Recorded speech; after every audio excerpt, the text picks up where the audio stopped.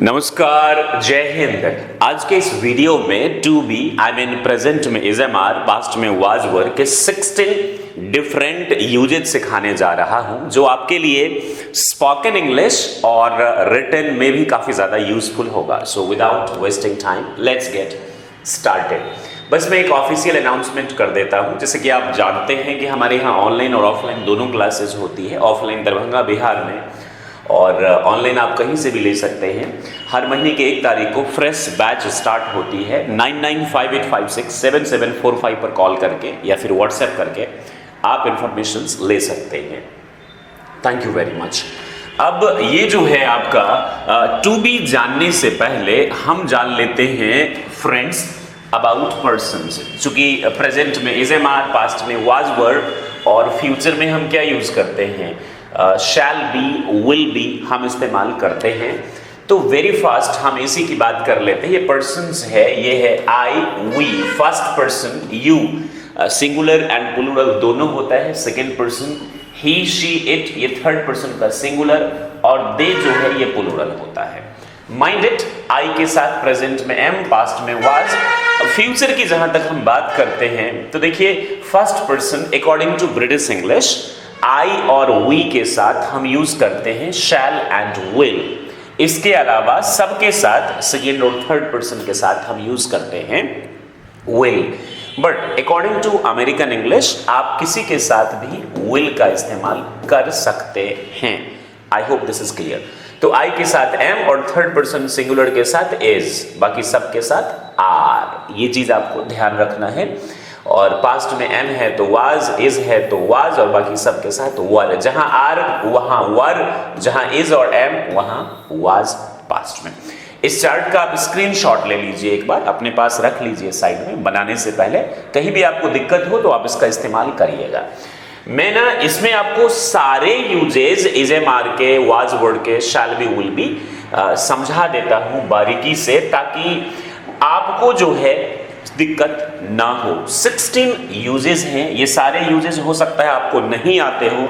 तो सबसे पहले हम क्या सीखने जा रहे हैं, very fast we are going to talk about uses of is am are जो है उसके बारे में। तो देखिए जो सबसे पहला यूज है हम वही सीखने जा रहे हैं।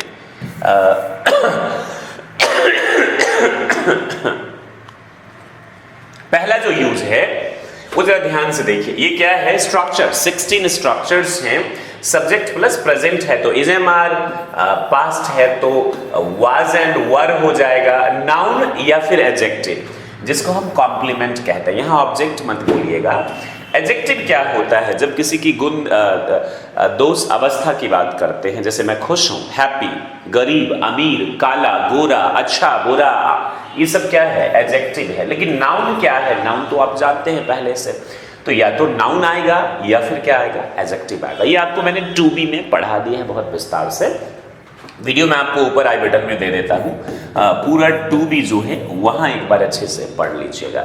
अब देखिए मैं खुश हूं, यहां पर खुश एडजेक्टिव है तो एडजेक्टिव के पहले हम ए और एन की बात नहीं करते हैं दोस्तों। आप उदास हैं, सैड क्या है, एडजेक्टिव है। दूध सफेद होता है, ये एडजेक्टिव है। पेट एनिमल ये भी एक एडजेक्टिव है, लेकिन इसके बाद चूंकि नाउन आ गया इसीलिए हमने ए यूज किया। किसान ये एक नाउन है, तो मैं किसान हूं या मैं एक किसान हूं, इन दोनों की इंग्लिश होती है I am a farmer. A understood है, इट्स अ नाउन। मेरे पिताजी किसान है, my father is a farmer. लेकिन एडजेक्टिव के बाद अगर कोई नाउन आता है टू बी में, मैंने ये चीज विस्तार से बताया हुआ है। तो जैसे आपने प्रेजेंट में बनाया आई एम हैप्पी, तो इसका पास्ट क्या हो जाएगा, I was happy. Future I shall be happy, मैं खुश रहूंगा, हूं, था और रहूंगा। आई am happy, I was happy and I shall be happy. Hindi में वैसे बताते हैं जहां ता है, ते है, ती है, आए, वहां पे आप ए का यूज नहीं करेंगे, आर्टिकल्स ए एन का। जैसे दूध सफेद होता है, मिल्क इज व्हाइट, मैं खुश हूं, आई एम हैप्पी, ठीक है ना। और नॉर्मली बोलेंगे कि मैं एक शिक्षक हूं तो I am a teacher. Hindi वाला लॉजिक आप रहने दीजिए, इंग्लिश वाले समझने की कोशिश करिए। एडजेक्टिव या फिर नाउन ये हमारा कॉम्प्लीमेंट होता है। तो प्रेजेंट में इज एम आर के जो स्ट्रक्चर्स हैं इसके 6 सेंटेंसेज आप बहुत आराम से बना लेंगे। I am happy, I am not happy, am I happy, am I not happy, why am I happy, why am I not happy, बोल बोलकर ज़्यादा से ज़्यादा आप स्ट्रक्चर्स क्या करेंगे दोस्तों, इसे प्रैक्टिस करने की कोशिश करेंगे, जो आपके लिए क्या होगा, बहुत ही ज़्यादा बेनिफिशियल होगा दोस्तों। राइट, तो अगला क्या है, subject plus is am are plus V4, इसको हम कॉन्टिन्यूअस बोलते हैं, इसको हम क्या बोलते हैं, continuous. This is called continuous, CONTINUOUS। Present continuous आपको याद है ना, प्रेजेंट में होगा तो प्रेजेंट कॉन्टिन्यूअस, पास्ट में होगा तो पास्ट कॉन्टिन्यूअस। तो इसका फॉर्मूला क्या होता है, structure subject plus is am are, past में है तो was and were, V4 यानी कि ING वाला फॉर्म, जिसको आप प्रेजेंट पार्टिसिपल भी कहते हैं, ऑब्जेक्ट। जैसे कि मैं खुश हूं, आई एम हैप्पी, लेकिन मैं हंस रहा हूं तो I am laughing. Simple present इसलिए नहीं बताया क्योंकि सारी चीजें मैं आपको इज एम आर से रिलेटेड बता रहा हूं, या फिर वाज वर। मैं हंस रहा हूं, आई एम लाफिंग, मैं हंस रहा था, I was laughing and I shall be laughing, यही आप यूज करेंगे ना तीनों में। उसकी माँ खाना पका रही है, his mother is cooking, his mother is cooking, past में क्या हो जाएगा, हिज मदर वाज कुकिंग, ही है तो इज आप यूज करेंगे, प्रेजेंट में पास्ट में वाज यूज करेंगे, चार्ट मैंने आपको पहले ही बता दिया।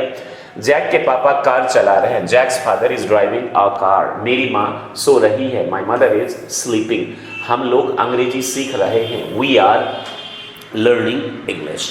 ये आपके दूसरे यूज हो गए। नाउ लेट्स टॉक अबाउट तीसरे स्ट्रक्चर की हम बात करते हैं, ये बहुत इंपॉर्टेंट स्ट्रक्चर है। यहां पर देखिए आप क्या यूज कर रहे हैं, that's what I am gonna teach you need to. Subject plus is am are, इसको हम टू बी भी कहते हैं, पास्ट है तो वाज वर, V4 इन्फिनेटिव का मतलब होता है टू प्लस वर की फर्स्ट फॉर्म, ये चीज ध्यान रखिएगा। ये क्या है, ऑब्जेक्ट है आपका, जैसे कि वे लोग अंग्रेजी सीखने जा रहे हैं।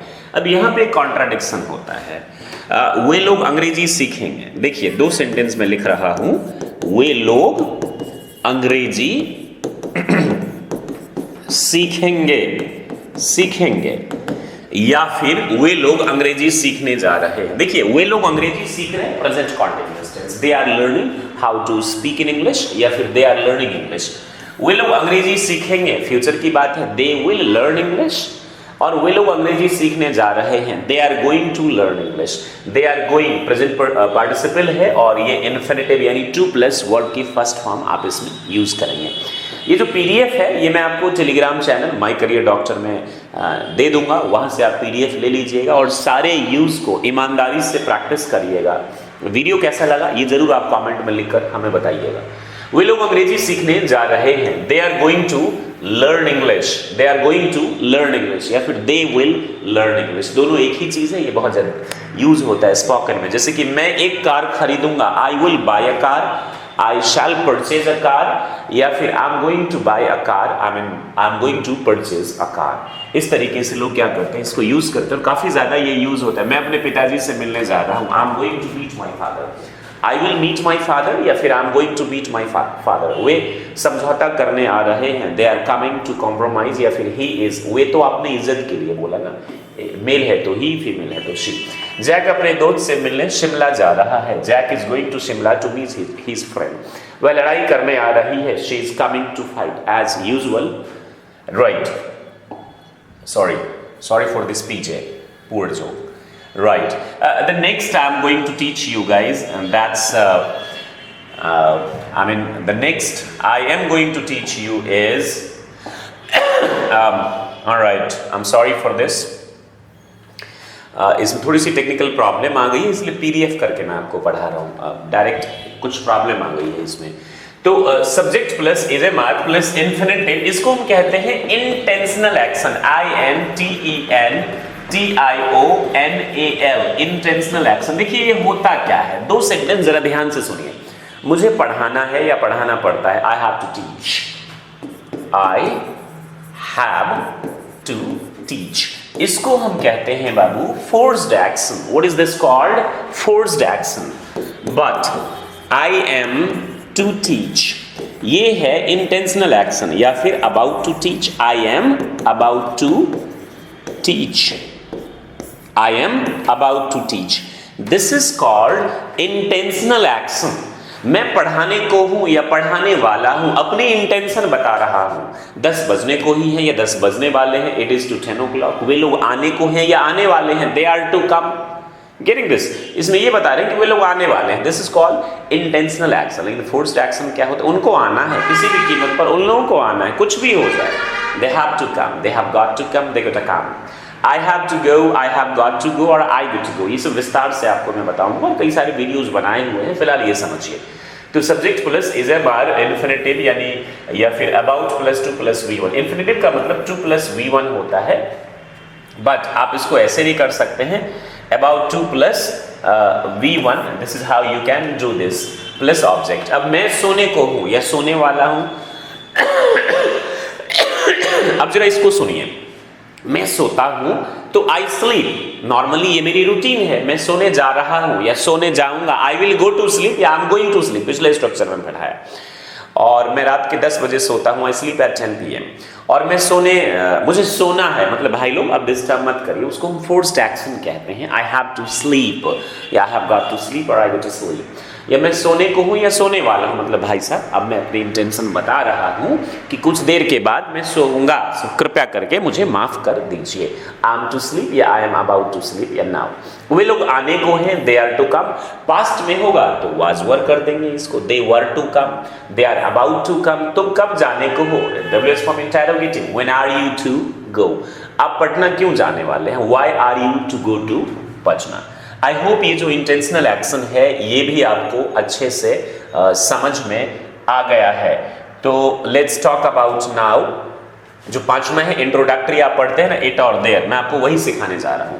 इट यानी सब्जेक्ट हो गया इज, और उसको time, hour, month, year, long duration जो कॉम्प्लीमेंट के रूप में आता है आप यूज करिए। जो इंट्रोडक्टरी में आप यूज करते हैं ना, सुबह है इट इज मॉर्निंग, संडे है इट इज संडे या फिर टुडे इज संडे। आज बहुत गर्मी है, it is very hot. It के साथ आप इज पास्ट में वाज। सुबह था और आप कहीं गए नहीं, it was morning and you didn't go where anywhere. क्या अभी बहुत ठंड है? It is very cold now, it is very, is it very cold now? सवाल पूछेंगे। 1930 का महीना था, इट वाज 1930। 2022 है, इट इज 2022। तो इस तरीके से ये आपको मालूम होगा। This is very easy that you have to do my dear friends. अब ये आपने बहुत ज्यादा सेंटेंस सुना होगा, मैं ही तो हूं, तुम ही तो है, जूली ही तो है, जैक ही तो है। इसमें क्या होता है बाबू? इट इज और सब्जेक्टिव केस। देखिए सब्जेक्टिव केस और ऑब्जेक्टिव केस। आई सब्जेक्टिव केस है और इसका ऑब्जेक्टिव केस होता है मी। वी पर्सन्स जितने हैं ना उसी का ऑब्जेक्ट अस। समझ गए आप? यू का क्या होता है? यू। तो it is plus subjective case. मैं ही तो हूं, हालांकि लोग इसको बोल देते हैं it is me. Spoken English में दे से it's me, it's okay, but grammatically ये क्या होता है? It is I. Subjective case आपको क्या करना होता है? यूज करना होता है। राइट, तुम ही तो हो, तो इसको क्या बोलेंगे? It is you, it is you, it is you. Jack ही तो है, सब इट के साथ इज ही आएगा। और जैक है, इट इज जैक, वही तो है, इट इज ही। हर नहीं यूज करेंगे, सब्जेक्टिव केस है ना बाबू, ध्यान दिख रहा है ना आपको? Subjective case. तो इस तरीके से आप क्या करेंगे? मैं ही तो हूं तुम्हारा दोस्त।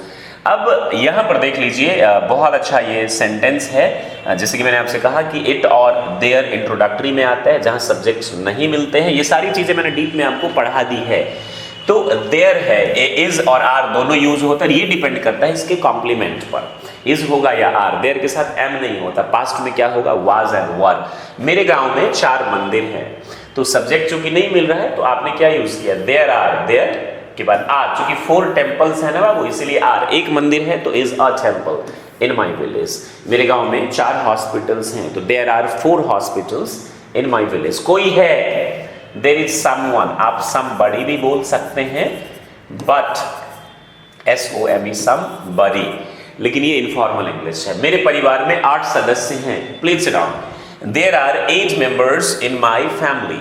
बाहर बहुत सारे लोग हैं। A lot of people are there outside, या फिर there are a lot of बोलिए, और you can say lots of people outside। बहुत कुछ था तो there were a lot of things। बहुत कुछ है तो there are a lot of things। तो this is called there। अब हम स्ट्रक्चर नंबर किसकी बात करेंगे बाबू? Now let's talk about structure number 8। So in this structure number 8 आपने ये सुना होगा स्ट्रक्चर पानी ही पानी है, लोग ही लोग हैं, जब बोलते हैं ना लोग ही लोग, पानी ही पानी, तो इसमें दरअसल क्या होता है, नथिंग बट प्लस नाउन का हम इस्तेमाल करते हैं। स्ट्रक्चर्स देख लीजिए, देयर सब्जेक्ट के रूप में, अब ये इंट्रोडक्टरी इनको बोलते हैं हम, इज होगा और साथ में नथिंग बट प्लस नाउन। जैसे कि पानी ही पानी है तो there is nothing but water, there is nothing but water. लोग ही लोग हैं, there is nothing but people. Structure को याद कर लीजिए, इस पे कई सारे सेंटेंसेस बनाएंगे आप। लोग ही लोग थे, there was nothing but people. उसके जीवन में खुशियां ही खुशियां हैं, there is nothing but happiness in his life. अब कोचिंग ही कोचिंग है, there is nothing but coachings. आप बोलेंगे कि दरभंगा में कोचिंग ही कोचिंग है, दिल्ली में कोचिंग ही कोचिंग है, there is nothing but coachings. तुमने मुझे दुख ही दिया, दुख ही दुख दिया है, तो ये दरअसल एक्शन वाला सेंटेंस है, यानी दुख के अलावा कुछ और नहीं। तो इज एम आर है, लेकिन मैंने एक आउट ऑफ सिलेबस दे दिया, you gave me nothing but sorrow. यानी सब्जेक्ट प्लस वर्ब आएगा, प्रेजेंट में है तो V1, एस और ES, पास्ट में है तो past second form, nothing but noun आपने क्या कर दिया, वहां पर यूज कर दिया। ये 8वां स्ट्रक्चर था। Now let's talk about structure number 9। इसमें क्या होता है बाबू, जैसे कि मैं कर सकता हूं और मैं करने के योग्य हूं, जरा ध्यान से देखिए, आई कैन डू दिस, या फिर I am, I hope this is visible to you, I am able to do this. अब दोनों में फर्क क्या होता है जरा देखिए, मैं कर सकता हूं ये मेरी क्षमता को बताता है और मैं करने में सामर्थ्य हूं। कई बार बच्चे कंफ्यूज हो जाते हैं, ये यूज करें या वो यूज करें। इंग्लिश में जो कुछ भी आप बोलते हैं उसमें सब्जेक्ट और वर्ब का ना प्रॉपर एग्रीमेंट होना चाहिए फ्रेंड्स, उसमें क्या होना चाहिए, प्रॉपर एग्रीमेंट होना चाहिए। तो subject plus is am are, और यहाँ क्या है, एबल टू प्लस V1, या फिर एबल प्लस इन्फिनेटिव भी बोल सकते हैं, प्लस ऑब्जेक्ट। इन्फिनेटिव का मतलब टू प्लस वर्ब की फर्स्ट फॉर्म। मैं अंग्रेजी बोलने में सक्षम हूं या मैं अंग्रेजी बोल सकता हूं, आप दोनों चीज बोल सकते हैं। I can speak in English, या फिर I am able to speak English, या स्पीक इन इंग्लिश। वे लोग अंग्रेजी बोलने में समर्थ हैं, they are able to speak English. वह बोल नहीं पाता है, he is not able to speak, या ही कांट स्पीक, दोनों आप बोल सकते हैं।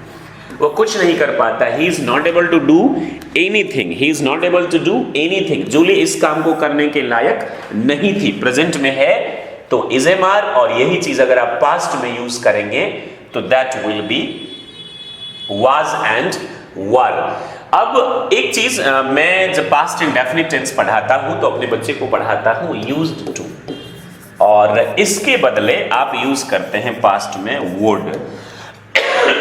सॉरी, आप कफ एंड कोल्ड, तो यूज्ड टू और वुड। जैसे कि मैं जाता था तो आई यूज्ड टू गो या आई वुड गो। पास्ट में आपको ये बताया गया है कि पास्ट की रिपीटेटिव एक्शंस के लिए हम क्या यूज करते हैं, यूज्ड टू या फिर वुड का इस्तेमाल करते हैं पास्ट के लिए। यहां आप यूज्ड टू देखकर थोड़े से कंफ्यूज हो जाएंगे, कंफ्यूज मत होइए। जब किसी चीज की आदत हो तो उसके लिए भी हम क्या यूज करते हैं, जैसे आप बोलते हैं ना, मैं इन चीजों के लिए यूज्ड टू हूं, आप भी हो जाइए, मतलब मुझे आदत है, आप भी क्या डाल लीजिए, ये हैबिट डाल लीजिए। तो इसको थोड़ी देर के लिए आप भूल जाइए, हम बात करते हैं इसकी। Subject plus is am are, present है तो पास्ट होगा, तो क्या होगा बाबू, was were used to प्लस V4 यानी प्रेजेंट पार्टिसिपल, या फिर डायरेक्ट ऑब्जेक्ट आ जाएगा। V4 नहीं आएगा तो ऑब्जेक्ट, नहीं तो V4 प्लस ऑब्जेक्ट। अब देखिए, उसे हंसने की आदत है, he is used to laughing, he is used to laughing। मुझे इन चीजों की आदत है, I'm used to, यहाँ डायरेक्ट आ गया, दिख रहा है ना आपको, V4 नहीं आया। जब ing फॉर्म होगा प्रेजेंट पार्टिसिपल तभी आप यूज करेंगे ना। उसे ज्यादा बोलने की आदत है, he is used to speaking more। आपको देर तक सोने की आदत है, you are used to sleeping late। तो ये आपका हो गया structure number 10। Now let's talk about structure number 11। There are 16 and I am sure these all will help you a lot. Subject plus is am are, supposed to या फिर V1। इसका एक alternative है and that is should. Should जो आप models में सीखते हैं, तो आप बोलेंगे दोनों में अंतर क्या है। आपको अंग्रेजी सीखनी चाहिए, यू शुड लर्न इंग्लिश, और you are supposed to learn English. Supposed to, जब ऑब्लिगेशन की बात हो, जहां रूल्स एंड रेगुलेशंस हो, वहां पे आप क्या यूज करेंगे, सपोज्ड टू। और वैसे आप जिन्हें जानते हैं, फैमिलियर है, वहां शुड का इस्तेमाल कर सकते हैं। ये भी ध्यान रखिएगा बाबू। यहाँ ऑब्लिगेशन की बात है, आपका दिल करता है, जैसे आपको मन लगाकर पढ़ना चाहिए, आप बोलेंगे सर इसकी इंग्लिश तो होगी you should study honestly, right, correct होगी। लेकिन जब आप ऑब्लिगेशन की बात करते हैं तो ये आप सपोज्ड टू यूज कर सकते हैं, और अगर आपने शुड भी यूज कर दिया तो that is not wrong, keep in your mind.